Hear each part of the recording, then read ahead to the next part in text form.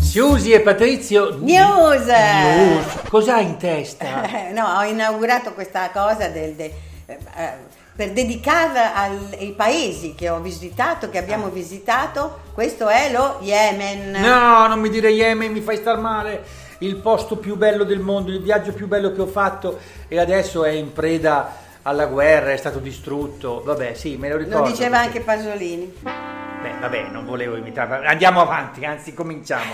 Allora, se siete dei turisti siete interessati agli aeroporti. Ah, certo. Sì, ma se siete dei turisti in più enogastronomici... Oh, mamma mia, sempre dovete mangiare? No, non è quello, è che ho una notizia praticamente per loro. Una notizia fatta apposta. La notizia è: sul tetto dell'aeroporto di Firenze ci fanno un vigneto di 7 ettari. No, questa poi... Scusa, ma voglio dire, togliono gli alberi sulla terra e poi lo devono fare sul tetto. Così è. È un'idea naturalmente di uno studio americano. Naturalmente. Allora, si prevede che il nuovo terminal di Firenze, con una superficie di 50.000 metri quadrati, ospiterà 38 filari di vite su questa enorme tettoia spiovente. Vabbè, e quindi Firenze diventa il primo vigneto aeroportuale. Vabbè, non solo questo, allungano anche la pista, insomma. Mi sembra una cosa così. No, mi sembrava una bella fuori notizia. del mondo, sì, comunque va bene, manteniamo i vigneti veri, quelli a terra. Rimaniamo nella zona di Firenze, dove i volontari del CAI hanno scoperto un tratto di strada tardo medievale, e mentre pulivano appunto il sentiero, questi del CAI numero 616 hanno notato che il terreno nascondeva un selciato di pietre lavorate, squadrate, lungo circa 20 metri, che collegava appunto Ceppeto a Case Sambuca, e quindi poteva essere la via Francigena.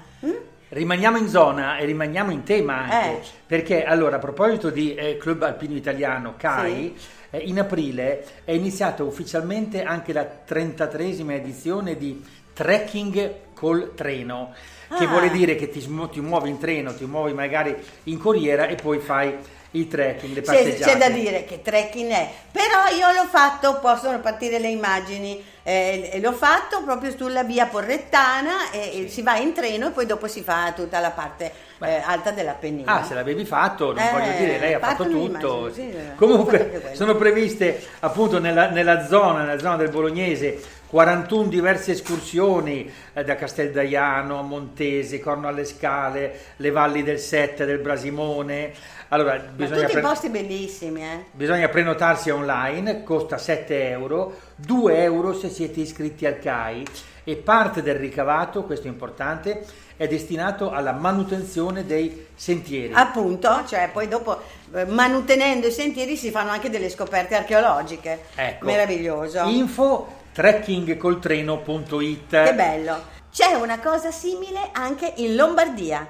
Il progetto si chiama Gite in treno, appunto, fantasia, vabbè, è così, e propone esperienze di visita, cultura, arte, sport, con percorsi tematici soprattutto verso i grandi laghi della regione, ma anche parchi divertimenti e trekking. Tra le proposte di escursione c'è il Bellagio Tour e itinerari per pellegrini e amanti dell'arte. Con la primavera tornano anche i treni del mare, con collegamento Lombardia e Liguria, ogni sabato e nei festivi, offrendo 5 coppie di treni al giorno per raggiungere direttamente la spiaggia della riviera di Levante e di Ponente. Vai, andate a vedere subito sul sito Trenord.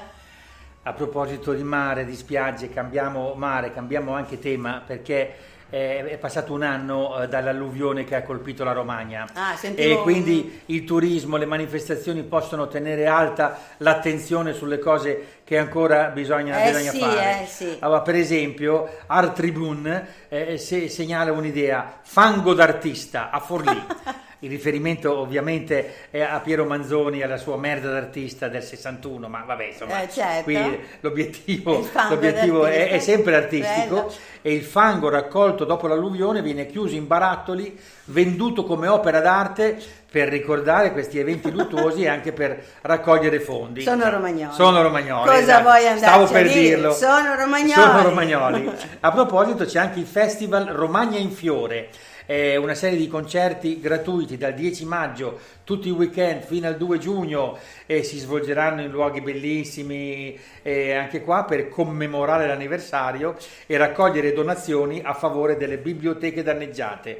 Gli eventi: Brisighella, Modigliana, Conselice, Sarsina, e fra gli artisti Vinicio Capossela, Neri Marco Re, Giovanni Lindo Ferretti, Daniele Silvestri e Manuel Agnelli, molti altri. Ma che bello! Su italiaslotour.it o anche italiaslotour.com, sì, dove trovano i sottotitoli in inglese, e si vedono la nostra webserie dedicata ai luoghi UNESCO del Veneto. Oh, non lo riesci a dire UNESCO? UNESCO. Vabbè, insomma, sono luoghi UNESCO del Veneto.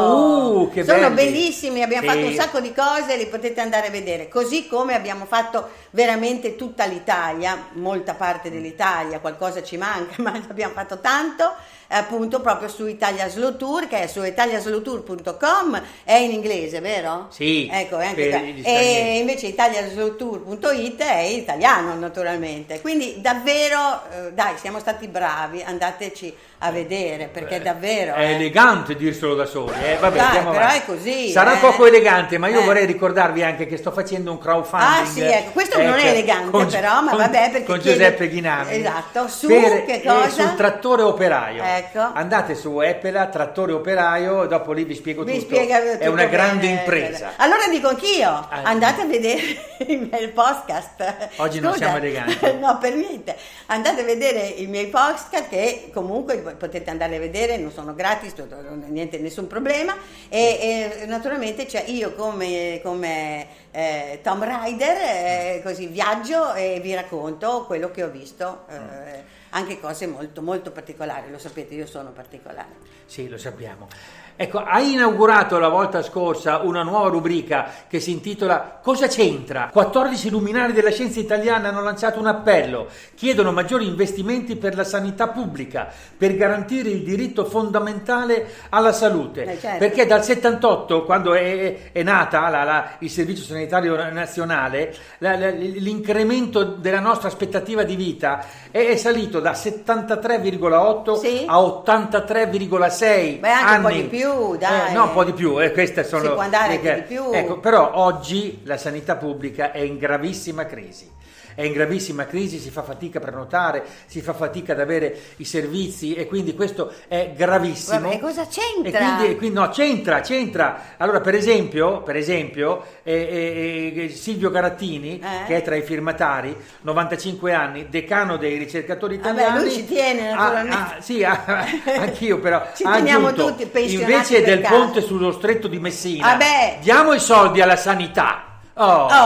Vabbè, cosa c'entra? Cosa c'entra col turismo? Perché ci sono i pensionati per caso che se ne vanno in giro per il mondo, certo, e che cavolo, e devono essere in salute, sì, e quindi è giusto difendere la salute. Mi sembra che c'entri, basta che abbiamo chiuso, basta finito. Però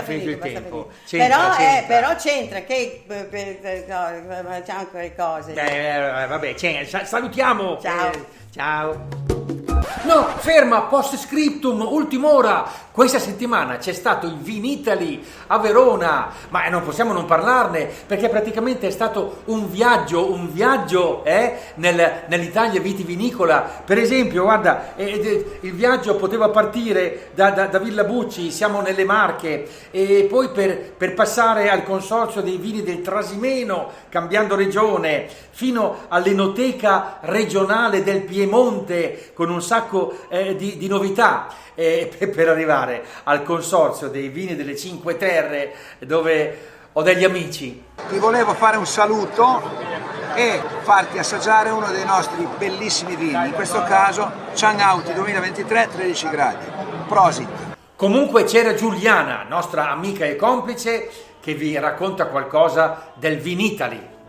Naturalmente Vinitaly non è solo vino italiano e anche Vinitaly e il resto del mondo. Goyard che prodotti porta qui?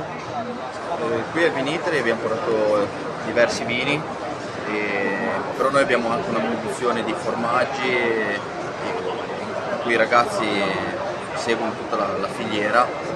La figura del sommelier oggi è molto importante perché oltre che occuparsi storicamente del servizio del vino, della corretta apertura, della corretta presentazione del vino, sempre di più è una figura che comunica il vino. Ciao Patrizio, e anche questa volta mi sacrifico perché in questo momento sono in Umbria allo stand del Consorzio di Tutela Prosciutto di Norcia e assaggio invece tua.